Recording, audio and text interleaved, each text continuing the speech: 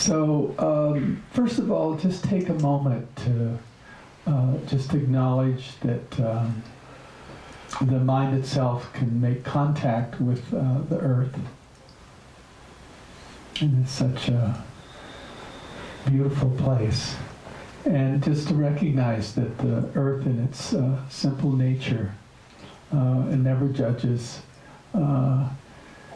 There's never any there's never any problem in the sense of our contact between the body and earth, gravity itself, and that you can rely on the earth in a sense of relaxing. It is holding you, and in essence allowing you in some ways to feel safe. So just to acknowledge that contact, butt or the feet on the ground, the chair, the pillow or bench, and recognize your capacity to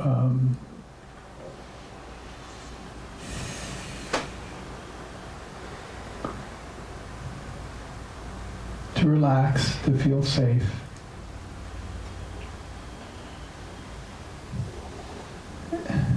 In essence, surrendering.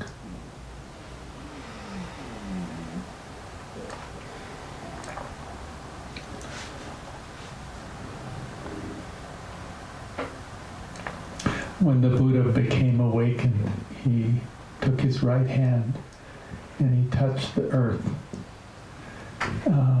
That Mara the tempter was throwing all sorts of problems at him, and he touched the earth, and Mara said, "Well, you have no right to awaken." And he touched the earth, and you could say Gaia. He said, "The earth is my witness. For all my lives I have in a sense kind of kept these disciplines and practiced non-harming and helping others, and at that Mara had to leave, and so just this acknowledgement of earth. And now just taking a moment to, whether you're in a chair, on a chair, or a pillow or bench,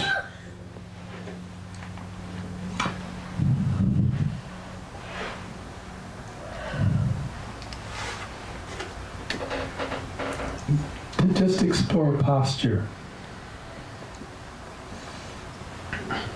And first just bring that attention to the body. And classically in the tradition, there is a slight tilt to the pelvic forward, which gives a little bit of curve in the lumbar area.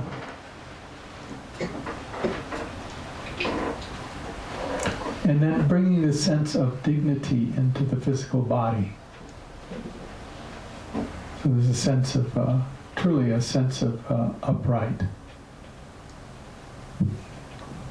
And in that process, there's a somewhat of opening the chest, pulling the shoulders back slightly, having the hands in a way that don't put too much strain on the shoulders. And then pulling the chin back slightly. Sometimes I like to imagine that there was a string tied to the crown of the head, and it actually pulls, gravity pulls us down, and that awareness kind of gives it a little space between the vertebrae. So the two forces, one are kind of the gravity pulling us down, and the other is kind of the dignity of being, which pulls the body up, in that there is a semblance of balance.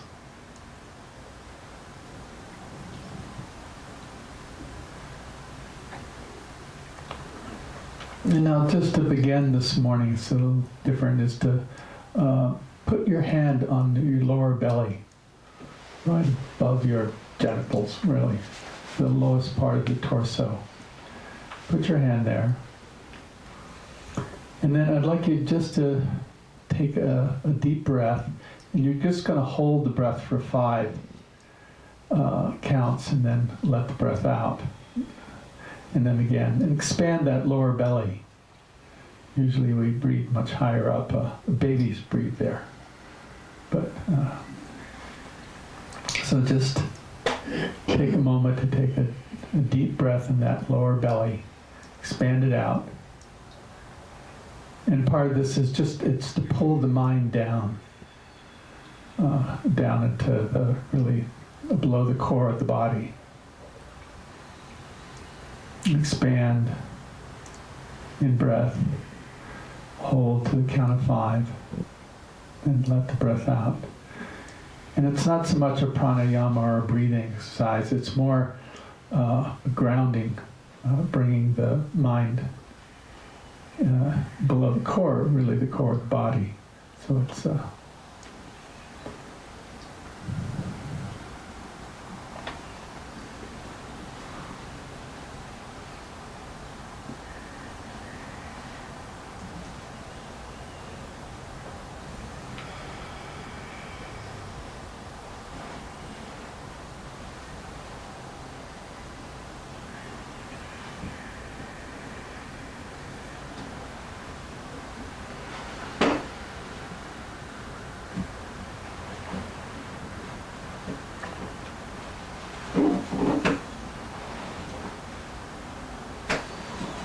and then you can just let that be and go back to this upright posture.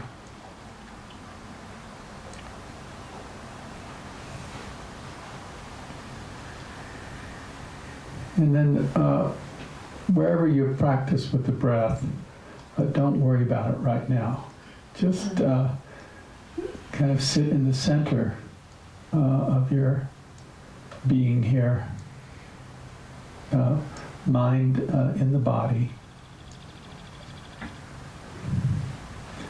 And just, if it's workable for you to rest with the breath, not in a specific place, but just the whole breath.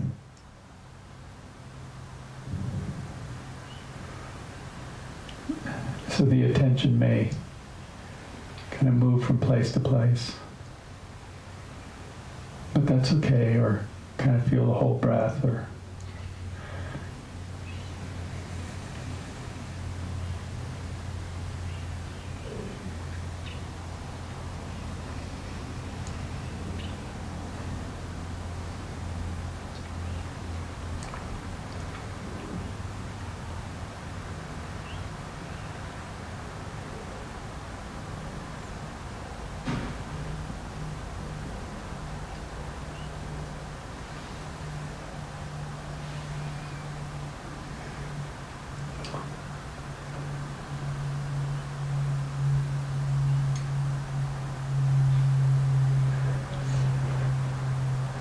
so we're not going to try to force or push anything. We're going to simply kind of sit in the center and slowly let everything settle. And if the mind has been specifically trained in one area and keeps going there, that's okay too. There's no really right or wrong practice here. But I'm just trying to leave the lens kind of wide-angled for the moment. And as it settles, then it'll become more specific in possibly one area, and then we can kind of adhere, stay with that. But for now, just keep it wide.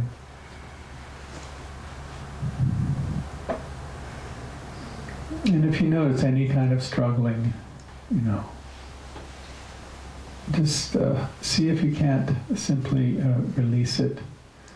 And the practice is trying to keep as much physical stillness. It's really the tranquility factor. As much as possible. Again, if there's a lot of physical pain in one area, first of all, my advice is don't move right away. Just stay with it for a few moments, and then if you choose, then you mindfully decide, okay, I'm going to move my leg or arm or whatever that is decided upon. But the idea is to keep it as still as possible.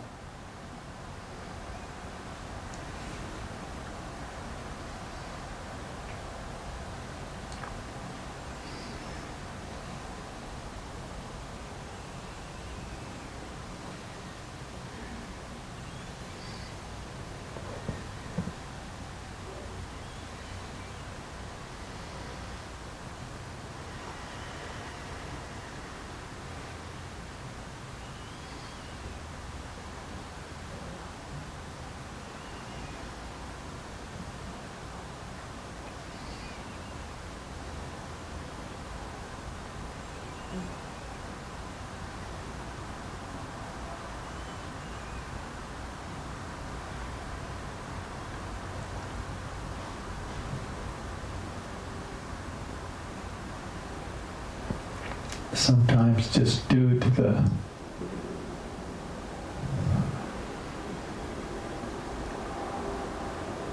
the stopping, there can be a lot of thoughts that are still holding us.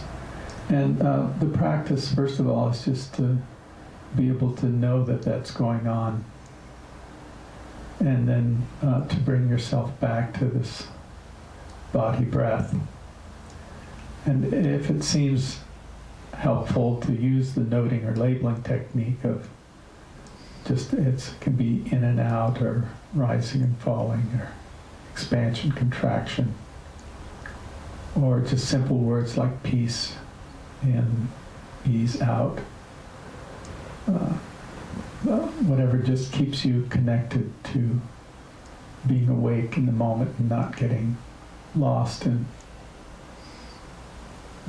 the myriad 10,000 thoughts that kind of capture us.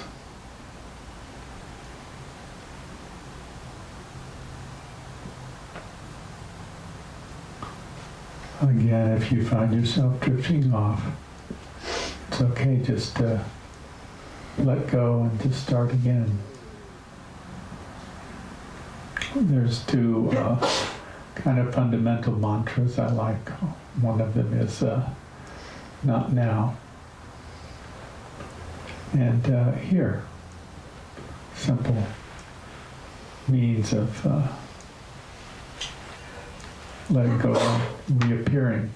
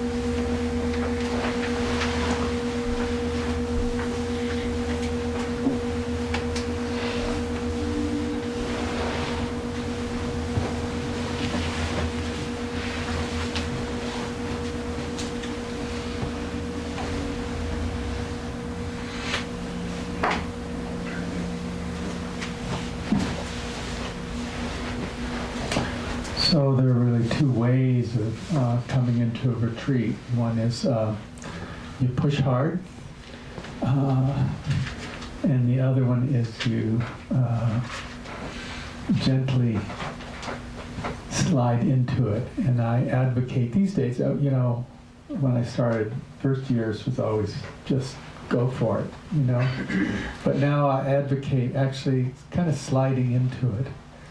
And it really has to do with, just like when I was saying the breath, so many of you have done many retreats, is you may be trained in one place, but I see if you just start with kind of wider lens and just allow nature to kind of pull it as you settle in more, then the nature of that collectedness will just come into one place. But to do it slowly would be the way I would advocate it. Not that I always did, but maybe I'm just getting a little wiser in my age. The practice. So fundamentally, it's pretty incremental in the sense that we start really with just the posture itself, and the whole idea is to stay as awake and aware to what's going on. So in the tradition, they talk about first the body, and then the four postures of lying, standing, walking, and lying down. Is that right? Yeah. And what's interesting about it, it's right in the Satipatthana Sutta, is that that's the place where you lose it. It's the transition. When you get up, you go, changing any of those postures, it's a little more challenging to stay mindful. And then the next kind of process is it's based on in the tradition is the breath, And again, this is not. I'm trying to keep it wide angle, and that's why I had you kind of bring your attention down to the belly, just to bring the breath down, to bring the attention of the breath as low as you can in the body. They say that all 206 bones actually move with every breath, So there is kind of a gross side of it and a very, very subtle side of how to experience the kind of breath body. But for all practical purposes, we just simply start wide angle, and then slowly it's just going to kind of settle down, and then you maybe have been trained in one specific place, whether it's at the nostrils or in the sinuses or throat or in the chest, or the diaphragm or the belly. All of these are valid places to collect yourself, But again, the idea is, I always say, just don't hold it too tightly. I always had this image of if you were walking along and a little baby bird fell out of a tree, and you picked it up. And one of the things, maybe that's not the wisest thing, but anyway, you picked it up, and what you don't want to do is, if you squeeze it, you're going to harm it. And if you're too lax, it's going to fall out of your hand and be harmed. So there's a way of holding it just, where not too tight and not too loose, that will just allow the collecting to happen on its own. So that's really the beginning principle, and one of the things is that you can always go back to the beginning. That's what's nice about it. There's no right or wrong or linear. In the tradition, they say that if in some of the Zen schools they only put the attention on the posture, and if you could be just so conscientious of just the posture, you could become fully awakened. But they also give kind of wider view, which is, the subtlety of the breath, and also then eventually moving to body. And again, the body is, for Western culture, I think it's probably the most predominant, since we're such a cerebral culture. We're I always have this thing, I guess my mind, you know, it's like a helium balloon full of helium, and everything keeps going up, you know. And the practice is actually to grab the helium balloon and just bring it down grounded in the body and the breath, and then and see what happens, you know. So at this point, though, going from the breath, we go to the body, and there, you know, as I say, it's something that I think these days I've spent a lot of time being trained in the body, and I think these days I keep my mind most of the time in my body, you know, and it's not so great for planning, but it does fine for just being kind of easeful and happy, so I don't mind that, you know. I don't plan too well, I don't think, sometimes, but I do live quite easefully.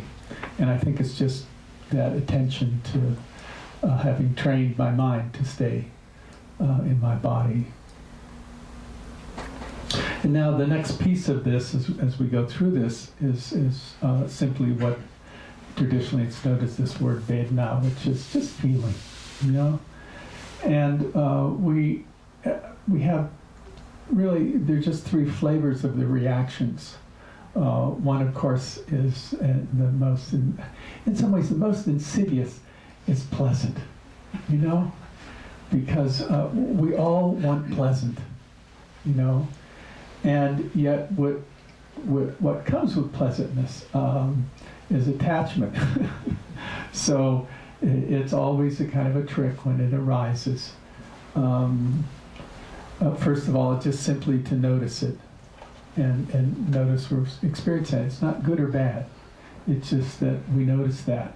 And we have to be careful that the kind of nature of it is that we attach to it.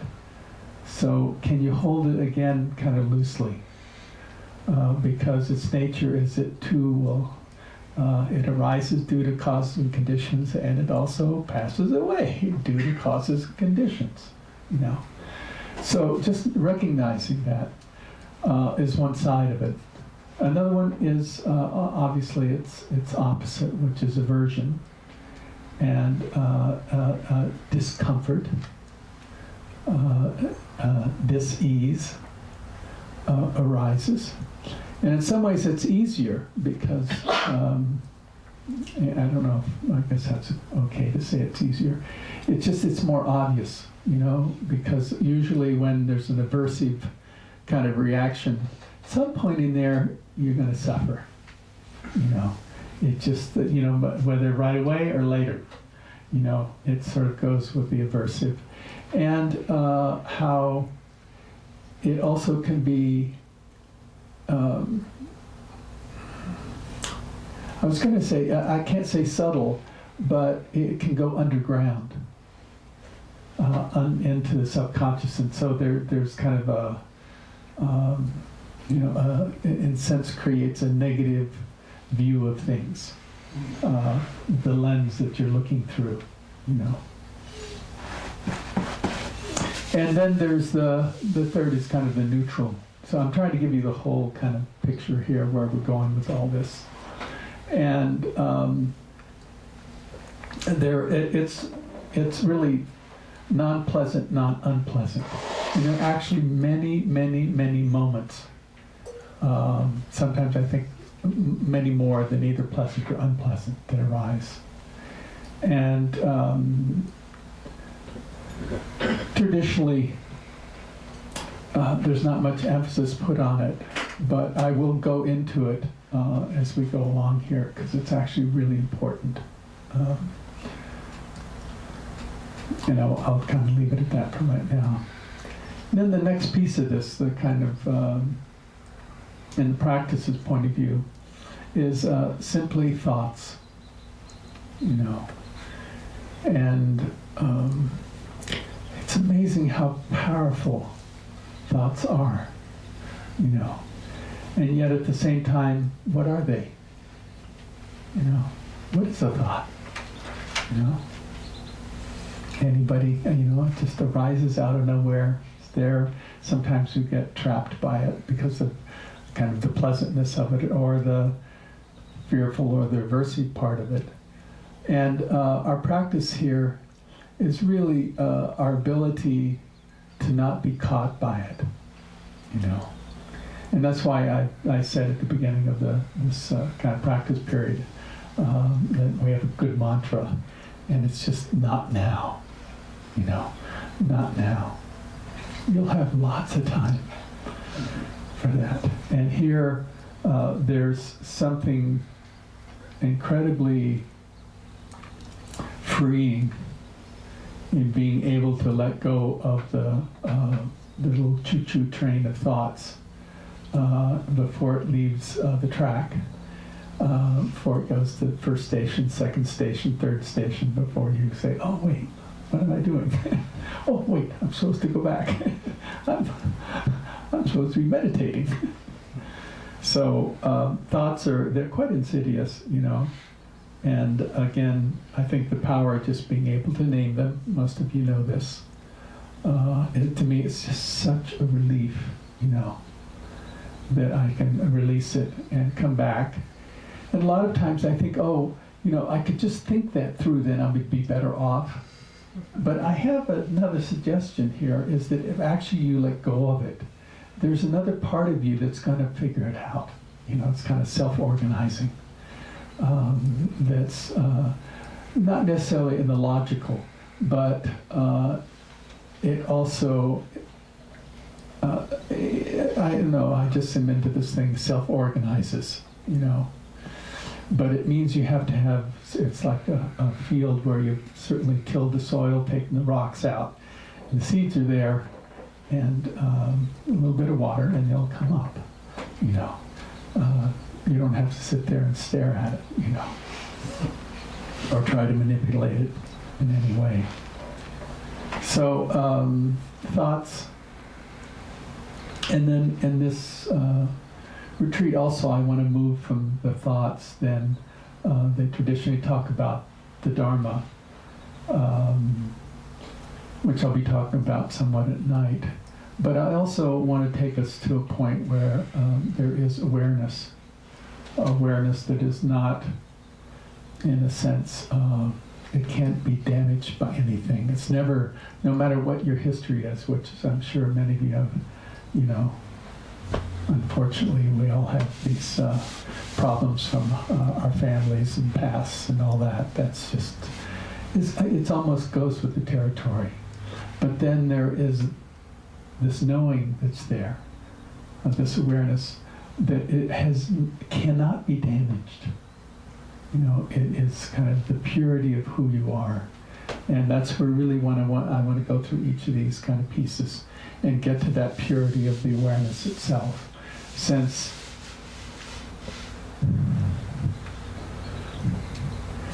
it is already free. You know, it's not something to achieve. It's something to recognize. It's really the difference. So, but you have to, in a sense, kind of build all this. It's not just, you could simply go to awareness, which you can do, but a lot of times it's more cerebral and more, and it doesn't include like the body or the breath or this ability to kind of hold the whole being, you know.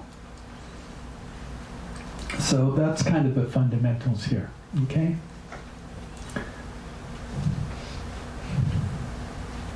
So each morning we'll have time for questions and stuff. The first morning usually, I know you guys, that you know, the brain's kind of like it's barely here yet, so it's okay. We'll start with questions tomorrow morning. The kind of the complementary piece to this, and I know for many, many years I didn't do the walking practice, and then when I started it, I couldn't stand it because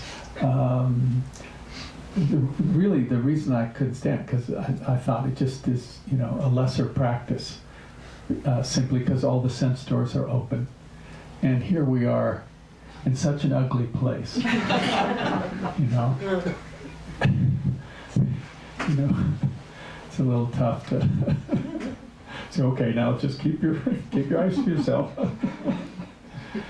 But it's also, the practice is I find it, I used to not think of it important. Now I think it's most important, simply because it's what translates to my life. This sitting does not translate to my life. You know, it's a separate process here. It's very internal. And the walking is this practice sort of in and out of the world. And fundamentally, it's really where I say, can you keep your mind in your body? You know? And principally starting the walking practice, let's see,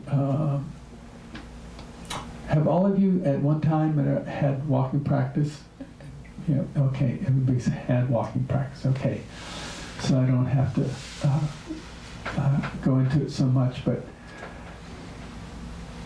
I would say starting out, I always say it's okay just to start out. First of all, find your place. And, you know, and that's going to be your spot for this retreat. And you're going to walk back and forth, you know, just like kind of I just remember I was in Kansas City maybe 20-some years ago teaching a retreat at a Catholic center, and a bunch of kids showed up in a van, and there were maybe 40 people out doing walking meditation on the grass, you know, in front of the church there, and all these kids showed up, and they had like 4 vans with, you know, and what I remember was some of them, you know, their pants were almost off, and they were, you know, and they kind of had their hats backwards and the big baggy shirts and everything. And amazingly, the look on their faces when they saw all these people, you know, slow walking back and forth, it was like, you know, and they thought, well, it's not a church, it's a nut house. You know, it was a great, you know, great expression on their faces. But the idea here is going back and forth, and I would say start out at a normal pace. You know, just, you know, when I used to teach with Dr. Tintin, she only taught her Sai-Dai in Rangoon, did not teach sitting practice. He only taught mindfulness in everyday activity. You know, it's a great compliment, you know, where we do this kind of practice in the morning, and then, and she would have people do it very fast, because usually what happens, we do this slow, and as soon as you go fast, and you forget, right? So I liked it. It was a good compliment, you know. But here we're going to just start at a normal pace, and then I'd like you to slow down and put your attention to the feet beginning. So you do, in this case, we're going to narrow it, not like the breath we did this morning. Narrow your attention down to your feet.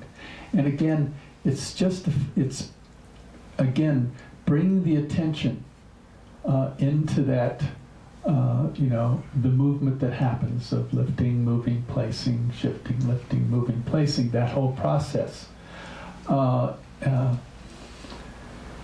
In a way that you keep your attention in your body. So I'd start my feet. Now, eventually, those of you who have done it for a long time, you slowly move up, actually through the body, until eventually, you know, Ajahn Jumi used to say, you take your bones for a walk, you know. And another way of looking at it is actually your ability to hold space and walk. But keep the mind in the body. That's part of the art here. And I'm going to keep emphasizing that because, in essence, you cannot have your mind in your body and be somewhere else. You know, that's just the way it works. So having the mind in the body actually means you're here and now. Since it can't be, the body can't be in future or past that way. So it's a good truth. So So again, one of the things I have to do, just because I'm such a space case, I only teach this stuff because I'm a space case. I hope you know that. It's like you teach what you need, I think. And so for me, when I do the walking, I use labeling a lot. Step, step, step. I don't do right, left because I'm dyslexic, so I would, be switching the things in the wrong way. But just keep it really simple. Just step, step, step, step. For me, it helps, And then as you go along here, the whole system will start to settle and slow down. I'm not going to tell you to slow down yet, because I think it's too much of an impact, and we want to just gently go into it. So the last thing before we go out, we're going to start this afternoon. I'll start group interviews, which will be over here in Friendsdorf Living Room. It's the building just next to here. In the nice couches. So you will be assigned to a group, and see, we'll post those out here. Out here, okay, great. So I'll go work on those. Okay. Be kind.